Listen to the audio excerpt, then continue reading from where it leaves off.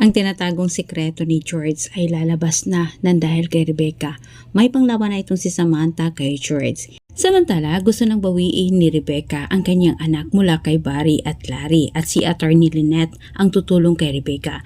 Agad namang nakipag-unayan itong si Rebecca sa kanyang kapatid na si Samantha pero sa puntong ito ay hindi pa niya alam ang totoo. At sa kanilang pagkikita, nalaman ni Samantha ang ginawa ni Aurora sa mga anak ni Rebecca. Sinabi ni Rebecca na gusto umano niyang kasuhan itong si Aurora. Ngunit hindi naman pumayag itong si Samantha. Anya hindi umano tingnan na kasuhan umano ng isang anak ang kanyang ina, sabay sabi sa kanyang bagong natuklasan.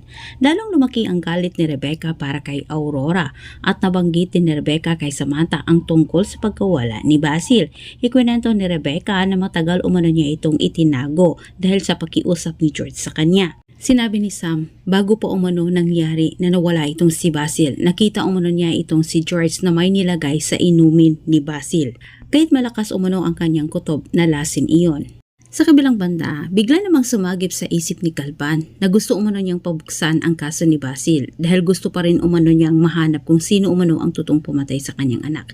Pero itong si George ay kinakabahan na parang may tinatago at siguro ito na ang sinasabi ni Rebecca. At maya-maya lang nabulabog silang lahat nang bigla namang dumating itong si Samantha na kasama na si Rebecca. Inisip naman ni Aurora na si Samantha ang nagtago umano kay Rebecca. Ngunit dinipensahan naman ni Rebecca itong si Sam.